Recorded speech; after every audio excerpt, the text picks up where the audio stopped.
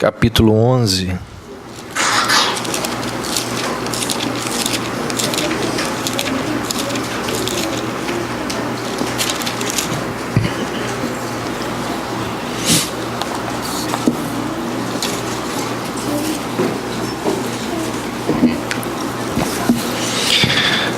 Primeira Coríntios 11, a partir do verso 17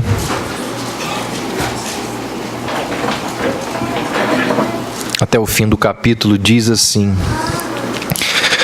Nisto, porém, que vos prescrevo, não vos louvo, porquanto vos ajuntais não para melhor, e sim para pior. Porque antes de tudo estou informado a haver divisões entre vós quando vos reunis na igreja. E eu, em parte, o creio. Porque até mesmo importa que haja partidos entre vós, para que também os aprovados se tornem conhecidos em vosso meio. Quando, pois, vos reunis no mesmo lugar, não é a ceia do Senhor que comeis. Porque ao comerdes, cada um toma antecipadamente a sua própria ceia, e há quem tenha fome, ao passo que há também quem se embriague. Não tendes, porventura, casas onde comer e beber? Ou menosprezais a igreja de Deus e envergonhais os que nada têm? Que vos direi? Louvar-vos-ei? Nisto certamente não vos louvo. Porque eu recebi do Senhor o que também vos entreguei, que o Senhor Jesus, na noite em que foi traído, tomou o pão, e tendo dado graças, o partiu e disse: Isto é o meu corpo que é dado por vós. Fazei isto em memória de mim. Por semelhante modo, depois de haver ceado, tomou também o cálice, dizendo: Este cálice é a nova aliança no meu sangue. Fazei isto todas as vezes que o beberdes em memória de mim. Porque todas as vezes que comerdes este pão e beberdes o cálice, anunciais a morte do Senhor até que ele venha. Por isso, aquele que comer o pão ou beber o cálice do Senhor indignamente, será réu do corpo e do sangue do Senhor. Examine-se, pois, o homem a si mesmo, e assim coma do pão e beba do cálice. Pois quem come e bebe sem discernir o corpo, come e bebe juízo para si. Eis a razão porque há entre vós muitos fracos e doentes, e não poucos que dormem. Porque se nos julgássemos a nós mesmos, não seríamos julgados. Mas quando julgados, somos disciplinados pelo Senhor, para não sermos condenados com o mundo. Assim, pois, irmãos meus, quando vos reunis para comer, esperai uns pelos outros. Se alguém tem fome, coma em casa, a fim de não vos reunirdes para juízo. Quanto às demais coisas, eu as ordenarei quando for ter convosco. Vamos orar. Senhor, que a Tua palavra possa nos preparar e nos orientar para participarmos aqui desse momento tão singular e tão importante na vida da igreja. Nós assim oramos, em nome de Jesus. Amém. Algo muito interessante de se perceber na palavra de Deus é que a Bíblia, ela repete expressões, repete palavras, repete mensagens. Pessoa que lê a Bíblia pela primeira vez e se propõe a ler a Bíblia toda, ela vai, em algum momento da sua caminhada pelas Escrituras, perceber esse fato. Ela vai se dar conta de que aquilo que ela está lendo, ela já leu em algum momento lá atrás. Aquela mensagem que ela está lendo num determinado livro, outro autor já abordou, já falou, já mencionou. Então, a Bíblia ela repete expressões, ela repete mensagens. Talvez isso aconteça, eu creio que não talvez, mas propositadamente, porque Deus sabe do fato de que nós, seres humanos, somos esquecidos. Você sabe disso. Quantas coisas que nós esquecemos facilmente. Nós precisamos ser lembrados, nós precisamos ter alguém ou alguma coisa que nos lembre de coisas importantes, seja uma agenda, seja uma secretária, para quem pode, seja a esposa, seja o marido, alguém precisa nos lembrar de coisas importantes. Pergunte aos pais. Os pais sabem da importância de estarem sempre lembrando aos seus filhos certas verdades, certos princípios, certas doutrinas, o tempo inteiro. O trabalho de educação é um trabalho muitas vezes cansativo, por quê? Porque precisa estar o tempo todo falando. O problema básico aqui da igreja de Corinto não era, conquanto tivesse, mas o problema básico não era imoralidade, conquanto existisse muito ali. O problema básico de Corinto não era partidarismo, conquanto houvesse muitos grupinhos naquela igreja. Tinha muita panelinha com tampa ali. Como eu já expliquei aqui para vocês, o problema não é a panelinha, o problema é colocar a tampa na panelinha e não deixar ninguém entrar. Na igreja de Corinto tinha muita panelinha com tampa. Na igreja de Corinto, o problema básico não eram questões doutrinais, conquanto existissem vários problemas doutrinários ali. Não era basicamente problemas carnais, conquanto existisse gente ali que estivesse tendo caso com a esposa do pai. Problema gravíssimo ali. O problema, grande problema em Corinto, que desencadeava todos esses outros que eu acabei de mencionar aqui, era imaturidade. Os crentes de Corinto eram pessoas extremamente infantis, pessoas que não eram esclarecidas, pessoas que não tinham desenvolvido a sua fé. Então o grande problema era esse, e esse desencadeava tantos outros. E entre os problemas gerados pela infantilidade, estava a maneira ou a forma com a qual eles celebravam a ceia do Senhor. E é por isso que nós temos hoje em dia esse texto que nós lemos em mãos. Dele nós podemos extrair vários ensinamentos sobre a forma correta de celebrarmos a ceia do Senhor. Ou seja, por causa da infantilidade dos crentes de Corinto, por causa da sua imaturidade em celebrar a ceia do Senhor, Paulo precisou corrigi-los, e quando Paulo os corrige, ele escreve esse texto que hoje nós temos aqui em mãos. Então nós podemos extrair alguns princípios, algumas verdades que devem estar presentes no nosso coração, na nossa mente, ao participarmos de um momento como esse. Primeiro, o que Paulo nos ensina? Paulo diz assim, olha, se você chega para participar de um momento como esse, com amargura no coração contra um irmão, você não está participando da ceia de forma correta.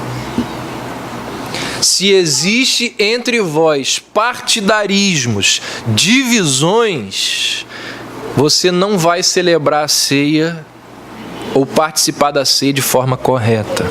Dá uma olhada aí no verso 17, 18 e 19. Entretanto, não vos elogio nesta instrução que vos dou agora, pois as vossas reuniões causam mais mal do que bem. Porque, em primeiro lugar, ouço dizer que há divisões entre vós quando vos reunis como igreja. E, em parte, acredito nisso. E é até necessário que haja divergência entre vós, para que os aprovados se tornem manifestos em vosso meio. Você já ouviu alguém dizer, ou numa conversa com você, dizer o seguinte: olha, quando eu vou na igreja, eu saio pior do que eu entrei. A igreja na qual eu estou indo, os problemas são tantos ali, que, ou por outras situações, a gente vai e a gente sai pior do que a gente entrou. E aí a gente pergunta, mas por que você continua indo então? Aí alguns dizem, bem, eu vou por causa da minha responsabilidade, eu vou simplesmente pelo dever, porque a alegria de participar daquele corpo, daquela comunhão já desapareceu há muito tempo. As coisas que eu vejo, que eu ouço, que eu experimento ali, têm me feito muito mal. Obviamente que a gente já ouviu alguém falar isso, às vezes nós já dissemos isso, nós já enfrentamos fases nas nossas vidas em algum grupo religioso em que essa realidade aconteceu. E esse era o contexto e a realidade daqueles irmãos ali em Corinto. Paulo vira-se para eles e diz assim: olha, as vossas reuniões causam mais mal do que bem. Ao invés da reunião servir para crescimento, para amadurecimento, o que acontecia era exatamente o contrário. As pessoas ali, elas davam vazão às suas infantilidades naquela reunião, naquele encontro ali da igreja. Os problemas pessoais, eles se amplificavam, eles se aumentavam nessas reuniões. Aqueles que tinham algum problema de relacionamento com o outro mal resolvido, parece que ao se encontrarem, aquele problema ganhava novos capítulos. Ao invés de o negócio melhorar, amenizar, piorava. As vossas reuniões causam mais mal do que bem. Paulo diz, olha, num contexto como esse, a ceia não faz o menor sentido. Num contexto de partidarismo, de divisão, não tem por que celebrar a ceia. Porque um dos objetivos, um dos propósitos da ceia é celebrar a comunhão, a amizade, o companheirismo que existe em Cristo. Não há por que celebrar a comunhão do corpo num contexto assim de partidarismos. Então é necessário, Paulo nos ensina, estarmos com os nossos corações desimpedidos em relação ao outro, em relação ao próximo, para nos achegarmos a um momento como esse aqui. Quando existem divisões, quando as pessoas buscam o seu próprio interesse e não o bem-estar do próximo, da família, está errado. Então, ao celebrarmos a ceia do Senhor, nós devemos considerar os nossos irmãos, as nossas irmãs. Esse é um momento, sabe para quê? Eu tenho uma visão privilegiada que eu vejo todos vocês. E quem já pregou, pastor Arnaldo, pastor Geni, meu pai, acho que o irmão Aloysio, quem já pregou sabe que quando a gente prega, entre uma frase e outra, milhões de coisas passam pela nossa cabeça. Vocês podem ter certeza disso. Em questão, fração de segundos. Então eu vejo vocês aqui, eu estou pregando e eu sei da realidade de cada um. Quer dizer, sei um pouco de algumas coisas. E vocês podem ter certeza que quando a gente prega, a gente está orando. Que a mensagem chegue ao coração dele, dela, e fale, e abençoe. Esse momento aqui, de ceia, é um momento da gente, como diz o hino, desse mesmo se esquecer. No caso do hino é pensar em Cristo, mas aqui, desse mesmo se esquecer e pensar no outro. Pensar na dor do outro, lembrar do próximo. Esse momento de ceia é um momento de, mais do que nunca, da gente estar com os nossos corações unidos. É um momento de estimularmos a fé, de estimularmos o amor, de alimentarmos o outro com esperança. O nosso companheirismo deve estimular a nossa fé. Então, esse aqui é um momento criado, idealizado por Deus, para a gente celebrar essa dádiva preciosa que Deus nos deu, que é a comunhão em Cristo. Por isso que não faz o menor sentido participar da ceia com o coração cheio de partidarismo, com um coração magoado, triste em relação ao outro. Segunda forma que o texto nos ensina, correta, da gente participar da ceia. Paulo vai dizer, olha, quando nós nos reunimos para celebrar a ceia, é necessário colocarmos o nosso irmão em primeiro lugar. Não só é importante a comunhão, como a gente deve pensar no outro antes da gente. O que é extremamente difícil e complicado de fazer. Pensar no outro antes da gente pensar em nós mesmos. A ceia, na época do apóstolo Paulo, não era em nada parecido com o que a gente está vendo aqui hoje. Hoje a gente participa da ceia, temos ali pequenos pedacinhos de pão, alguns copinhos ali com o suco de uva. Mas naquela época era muito diferente, era uma refeição, muita comida, muita bebida, era um almoço, como aquele que nós temos no último domingo do mês da família, a ceia era assim. E o que estava acontecendo ali em Corinto é que cada um tomava para si o alimento e não estava nem aí para o outro. Já imaginou a gente, vamos combinar, o nosso último almoço, domingo passado, foi na Lagoa. E por falar nisso, que momento agradável que nós vivemos ali.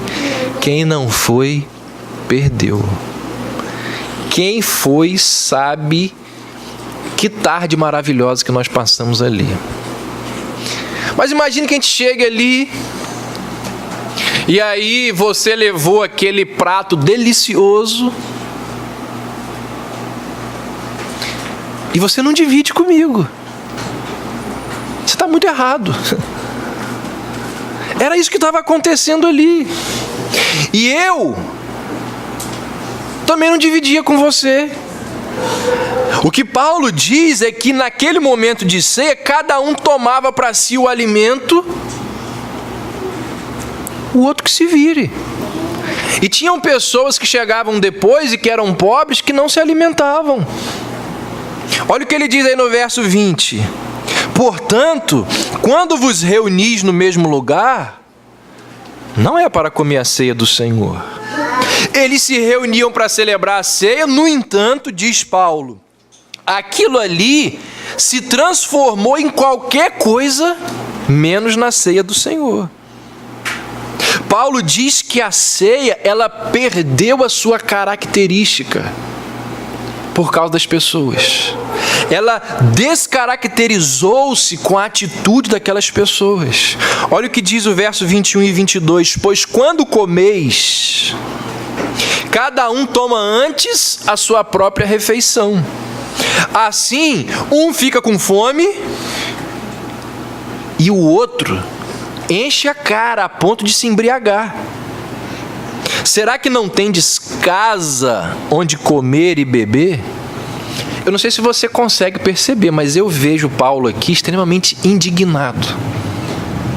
Paulo aqui, ele abandonou o politicamente correto e como diz meu amigo Marcinho, pau no lombo. Ele chutou o balde, desceu a lenha. Paulo diz assim: olha, vocês querem saber de uma coisa? Vocês são muito mal educados. Vocês precisavam de um pai e uma mãe para ensinar vocês bons modos, educação. Vocês atropelam os outros por causa da comida.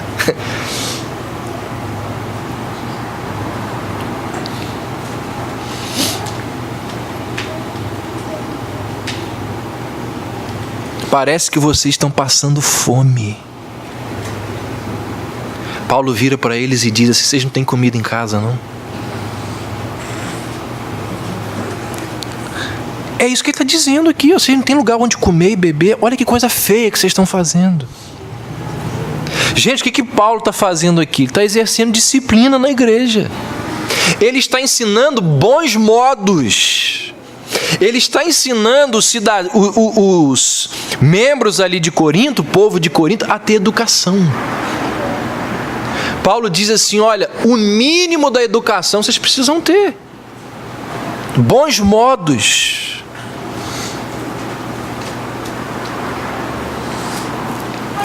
Ou seja, a Bíblia nos ensina a termos bons modos, viu? Isso é até papel da igreja. Ensinar as pessoas a ter bons modos. Mas Paulo vai dizer que por trás daquela atitude de comer na frente do outro, de não pensar no outro, Paulo vai dizer que por trás dessa atitude estava uma imaturidade egocêntrica e egoísta. Criança que age assim. Criança que quando diz assim, tá liberado, ela pensa no outro. Criança que age assim. E Paulo diz: essa atitude de vocês é resultado de imaturidade egocêntrica. A atitude de cada um buscar o seu próprio interesse, diz Paulo, se materializava na ceia do Senhor, a ponto dele dizer assim: olha, vocês perderam completamente o sentido desse encontro. Isso que vocês celebram aqui não tem absolutamente nada a ver com a ceia que o Senhor instituiu. Preste atenção no que eu vou falar para você agora. A ceia do Senhor é uma refeição de família. Entende isso? A ceia do Senhor é uma refeição de família. Eu não posso dizer para Deus que o meu irmão não é importante. E quando eu tenho atitudes egoístas, egocêntricas, o que eu estou dizendo é isso. Eu não posso ter a atitude de Caim quando ele disse assim: sou eu guardador do meu irmão? A ceia do Senhor é uma refeição de família. E a maneira como eu lido e como eu trato o meu irmão é muito importante. É muito relevante num momento como esse. A Bíblia diz que nós precisamos saber como vai o irmão. Precisamos saber de alguma necessidade do irmão. Seja ela física, seja ela emocional, seja ela espiritual. Quando a gente participa da ceia, precisa saber das dores do outro, das angústias do outro, da tristeza do outro, dos sofrimentos do outro, porque é uma refeição de família. Quando nós participamos da ceia, a gente não pode ter essa atitude de tô nem aí para o outro. Paulo vai dizer que Quem tem essa atitude está desprezando a igreja de Deus. Ignorarmos, desdenharmos, fazermos pouco caso, menosprezarmos, isso não está certo ao participar da ceia. Então, a ceia do Senhor é um ato corporativo, não é um ato individual. É por isso que algumas pessoas perguntam assim: pode levar a ceia na casa do irmão que está doente? Não, porque não tem sentido. Ele não pode vir à igreja, pode levar a ceia lá? Não faz sentido, porque esse sentido corporativista, ele acaba quando nós nos dispersamos. A ceia, ela deve ser celebrada com a igreja. Quem leva a ceia na casa do outro é luterano, católico, que entende a ceia de forma diferente que nós protestantes entendemos. Eles entendem que existe uma coisa mística, diferente na ceia. Os católicos entendem que toda vez que tem a ceia, a Eucaristia lá, Jesus está sendo sacrificado de novo.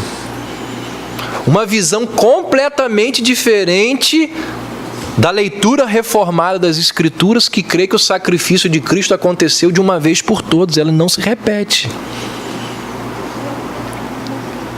Então a ceia é um ato corporativo, não é algo individual. E é por isso que quem faz parte da família de Deus deve participar. E quem não faz parte da família de Deus não deve participar. Se a ceia é uma refeição de família, dos membros de um corpo, não faz sentido, não tem lógica a pessoa que não faz parte do corpo participar. Até porque, se ele é descrente e perdido, ele está celebrando o quê? Por que a gente não serve a ceia para quem não é membro da igreja, para quem não é crente? Porque a pessoa está celebrando o quê?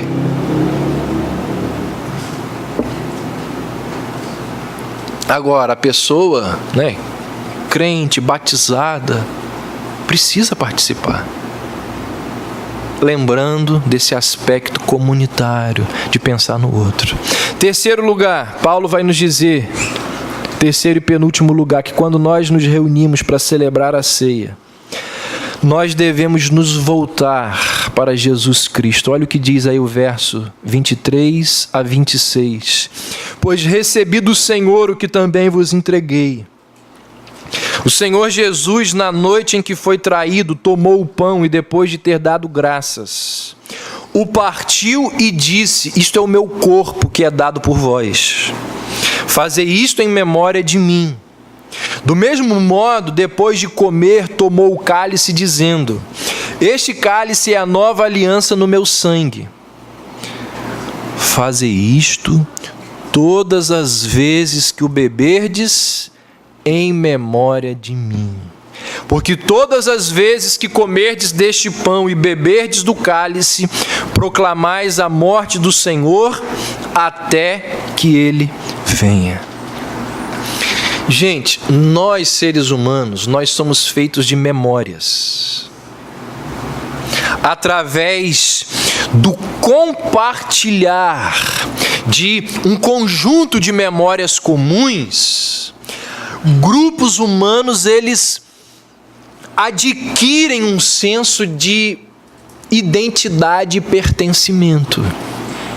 Por exemplo, essa semana, aí no grupo do WhatsApp dos jovens, começou uma conversa assim: eu participei da laje, aquele momento lá atrás. O outro disse: eu participei da garagem. As fases da nossa igreja. O que alguns estavam fazendo ali? Voltando a sua memória para aquele momento inicial lá da nossa igreja. Momento este que está guardado nas nossas mentes, nas nossas retinas. e que nos trazem identidade, que fazem de nós, pelo menos daqueles